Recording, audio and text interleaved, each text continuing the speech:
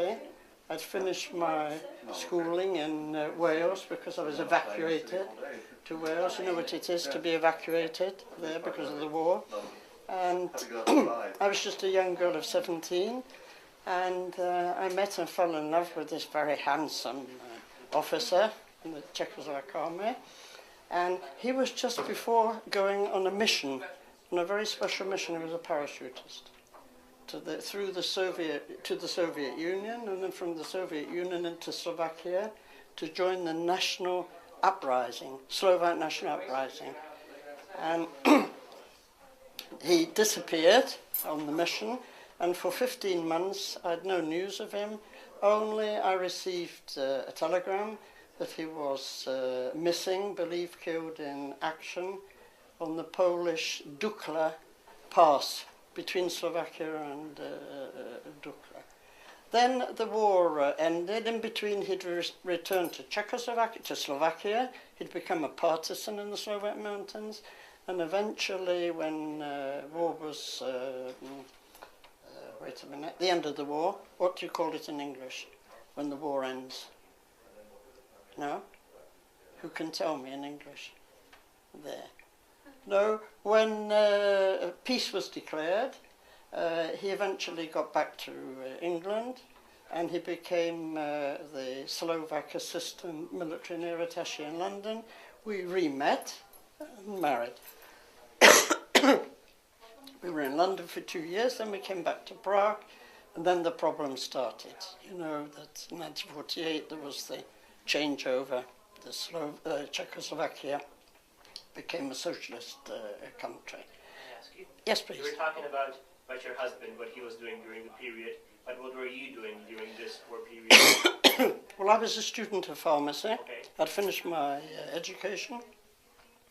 I wanted to study to be a pharmacist, but also the war was still on, as you know, from 1944 to 1945. I was a voluntary Red Cross nurse, a VAD. And I have visited the international school in uniform several times, possibly in some films or photos that you've maybe seen me there in this uniform.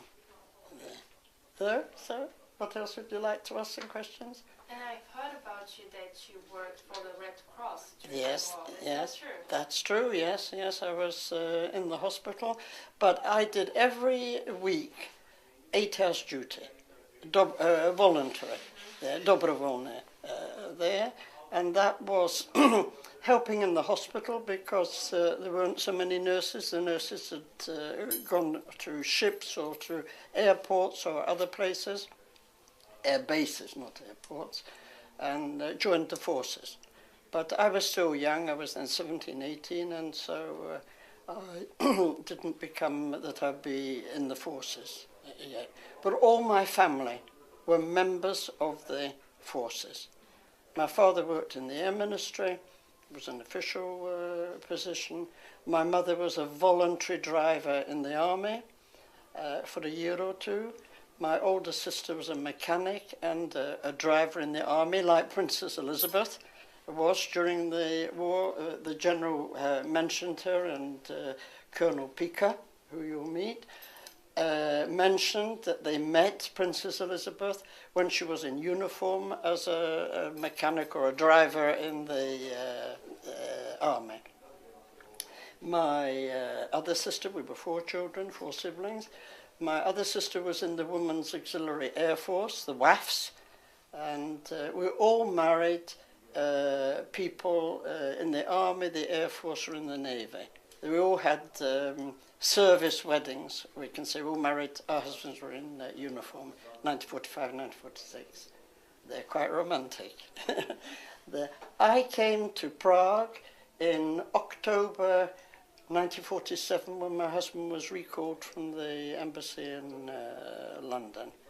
And I was expecting my first baby, and I wanted to return to England, but February 1948 was the takeover by the communists. Czechoslovakia became a social republic, and all, particularly officers that had been serving in the West with the Allied forces. They all had problems. They were imprisoned, or they were released from the army, or put into prison, I mentioned that, or they were sent to do some hard labour somewhere, because they were unreliable, and they had sympathies with the West there. My husband was demanded that he divorce that British woman, which was me, and he refused. He refused to join the Communistic Party, and from Prague, we had to leave Prague, and he returned to Slovakia because he was Slovak. And it was he'd started his army career in Slovakia, studied in Banská Bystrica, and so he was returned to his base, original army base there. So that we came to live in Zvolen, which is near Banská Bystrica. Maybe you will have heard of it there. And then our problems started. We lived in an army flat. Then we were his own soldiers came and moved belongings out into the snow in December 1949. So then the problem started. Secret police, house inspections, all my English books were taken. I was left with only my Bible, which I had wrapped in a piece of oilcloth. Wtedy nebyl plastic, only vrecko, ale oilcloth. And I had it up the chimney. Do kominy jsem to schovala. No tak to mi jsem zachránila. That was my only source of English there. We spoke English at home. My children, I have 2 sons, learned and understood English before they knew Slovak. But out in the streets, it was taboo, really, to speak English, because you'd have someone coming and making problems. So I survived. Unfortunately, my husband's 12 years dead. There, he was older, 13 years older than I was, so that today he would be over 90. I'm still going strong there. We've heard actually that you received Order of the British Empire. That's true. Yes, that's true. Yes, that's true. From the Queen, I didn't want to outshine anybody here today, so that I haven't anything on me, as you see.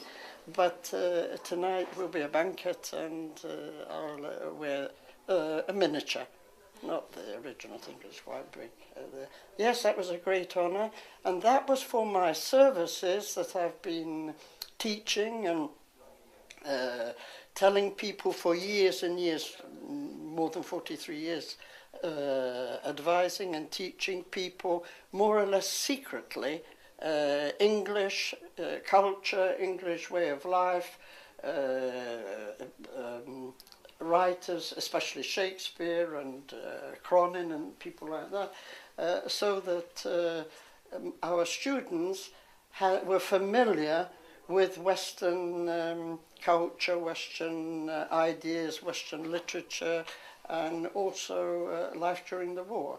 That I know in Slovakia was very difficult. They were occupied more or less, particularly the Czech Republic. It was Czechoslovakia, wasn't it? But Slovakia was a Slovak state, as you know. And I was sort of in a nice way, and in a way that they could spread it amongst their friends or with their families, the Western culture and different life in the West, freedom there. And people like my husband and the veterans you see here, they fought for freedom. They fought that the young people today, that you exist and that you have freedom, that you can travel, you can study abroad, you can work abroad. And in my days, I wasn't allowed to go home. For 9.5 years, I was more or less here in exile, not permitted to travel. Yeah, I see that you've got some questions prepared, so let's answer your questions. I know that the war period was horrible, but did you have any pleasant memories? Of course, I have pleasant memories of a wonderful husband, 2 beautiful children,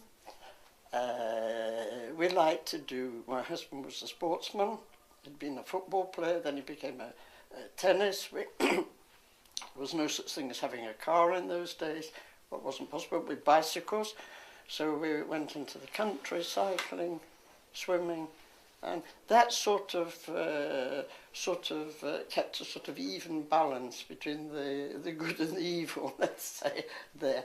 But I always held my head up proudly, and I never sort of let people know that we are, we're, wait a minute, what is it? That we are being tread on, that we weren't allowed to have decent wages. My husband was sent to the mines to work.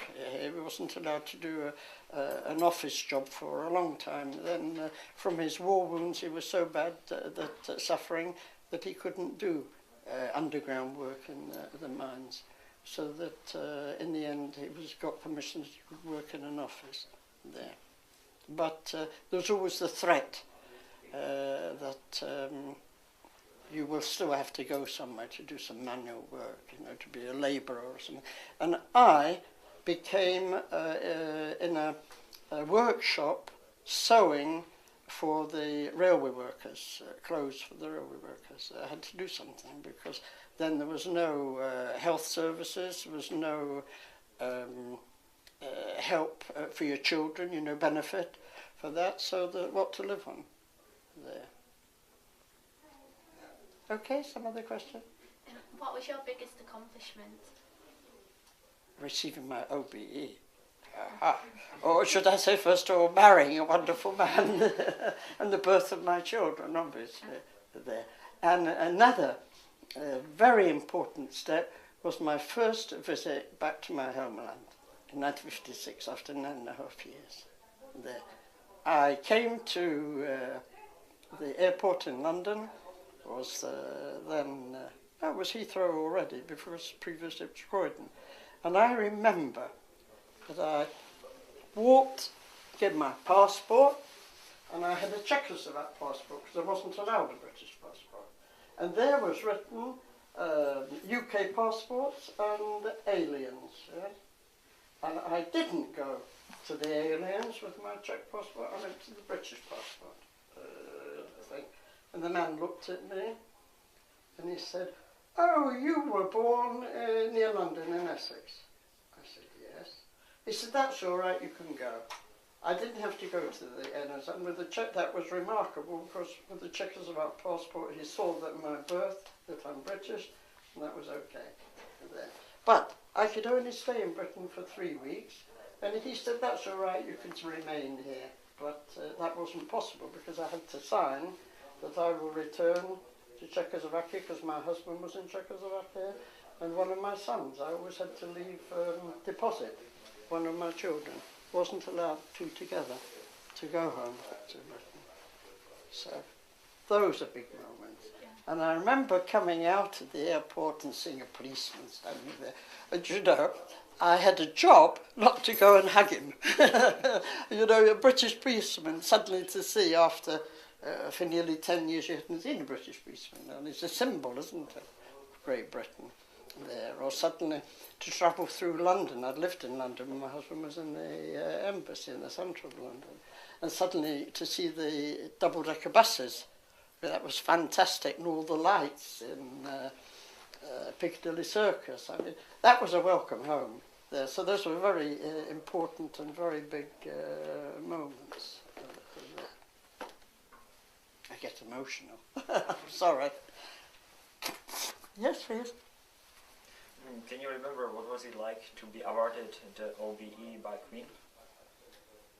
Well, it was very moving, and I remember that the orchestra, the band in Buckingham Palace, started playing from Smetana music there. And that suddenly for me was very symbolic, because from Czechoslovakia, music and playing suddenly Dvorak's music music and or from Smetana.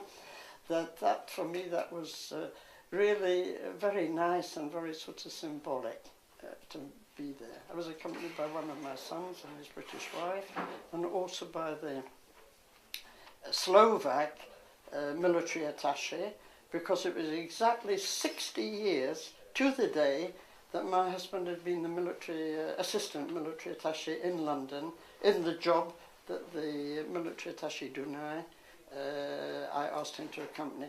And this is the Slovak-British sort of relationship that I've always tried to bring the Slovaks into contact with the British, or the British into contact with the Slovaks. Something else, I please? wanted to ask you, you were talking about your memories from the war period, but do you have any from the pre-war period? 1918? Yeah. No, I wasn't No, there. I'm not talking about the First War. Talking about The Second World War. Your memories from the pre-war period. Your From the childhood. Yeah, from my childhood. Yeah, childhood. Well, my father had been an officer in the army in the First World War, and we sort of were brought up, 4 children, and we were brought up in a nice middle-class family with respect for one's elders. Father is the head of the family.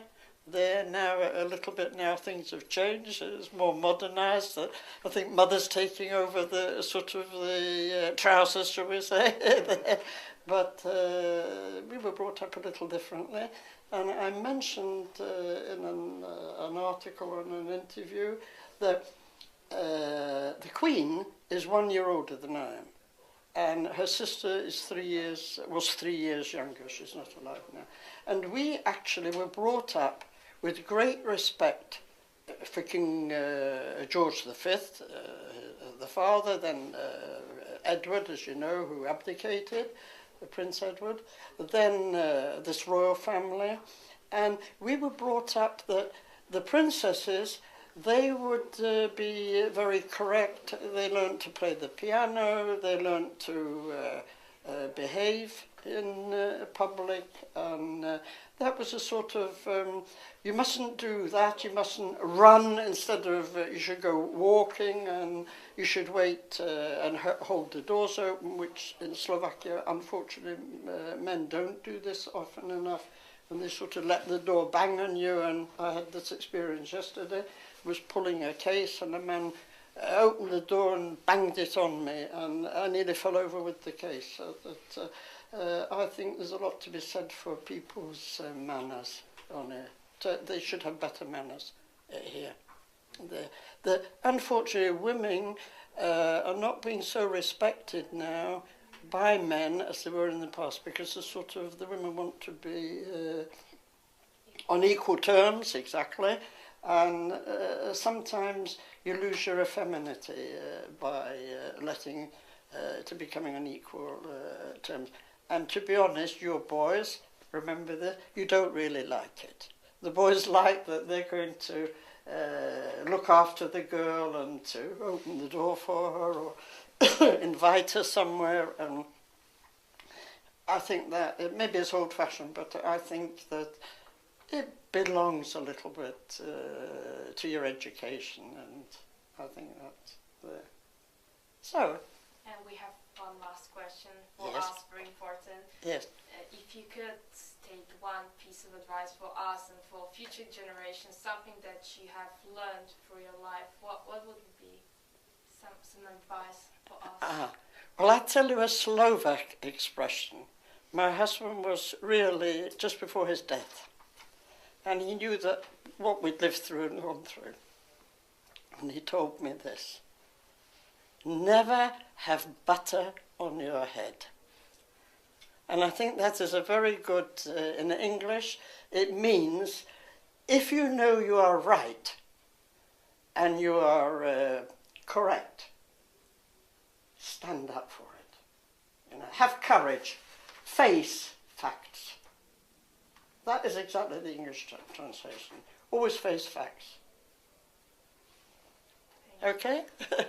Okay. So enjoy your lives. Look forward to your freedom. Travel.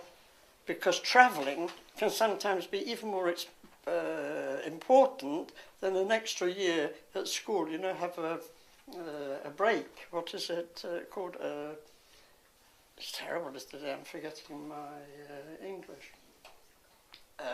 Have a, is it a Soborn, or what is it you call it when you have a break out of something, a rest from school before you continue your higher studies? Gap year? Gap year? A gap year, that's American, yeah, but there's another expression just at the minute it's come out of me there. Have a break between finishing your education, general education, your matriculation, yeah, school leaving examinations, A-levels. Before you go to study, have a year out and travel. Yeah? Go and visit. Don't be afraid to do some work. Be a secretary, do anything. Look after children. Very important. You learn a lot from children there. But be a driver or do something there. And then you might have changed your mind. I wanted to study psychology. I wanted to study language. Then you might say, no, I think I'll change it. I'm going to become a doctor or a specialist or something else, or a diplomat. Yes, you can suddenly find out, being amongst people and especially foreigners. Yeah, I see life slightly differently when I've been travelling and looking around and something like that. So enjoy your freedom, be happy, enjoy your lives, go dancing, skating, do sports, something interesting. Enjoy it. Enjoy it. Yeah. And always be kind and nice to elderly people. I think that is, because they respect it and they need you. Elderly people like young people, and they'll listen to you. Maybe they'll give you advice. Okay, you can take it with a pinch of salt. That can be, yes, it was a good idea. Maybe later you realise it was a damn good idea. Okay, be happy. Thank you. Yes, you're welcome. There. Maybe I told you something of interest. If it was something you didn't like or personal, I'm sorry. It was amazing. Thank you very much. Thank you. Okay, be happy. We are. And that's the main thing. Enjoy life. Thank you Okay? very much. Okay, it was nice meeting you. Fine. Okay. Bye-bye. Enjoy yourself. Take care. Yeah, enjoy your school. See, I'd finished my schooling in Wales because I was evacuated to Wales. You know what it is to be evacuated there because of the war. And I was just a young girl of 17, and I met and fell in love with this very handsome officer in the Czechoslovak army, and he was just before going on a mission, on a very special mission. He was a parachutist to the Soviet Union, and then from the Soviet Union into Slovakia to join the national VAD. And I have visited the international school in uniform several times, possibly in some films or photos that you've maybe seen me there in this uniform.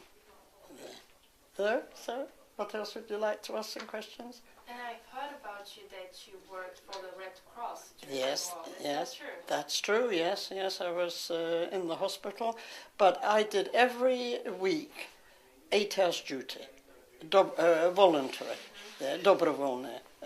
The war was,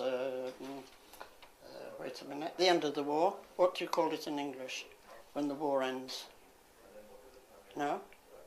Who can tell me in English? There. No, when peace was declared, he eventually got back to England, and he became the Slovak assistant military near attaché in London. We re-met and married. We were in London for 2 years, then we came back to Prague, and then the problem started. You know that in 1948 there was the changeover. The Czechoslovakia became a socialist country. Can I ask you? Yes, please. You were talking about your husband, what he was doing during the period, but what were you doing during this war period? Well, I was a student of pharmacy. Okay. I'd finished my education. I wanted to study to be a pharmacist, But also the war was still on, as you know, from 1944 to 1945. I was a voluntary Red Cross nurse rising, Slovak National Uprising. And he disappeared on the mission, and for 15 months I had no news of him.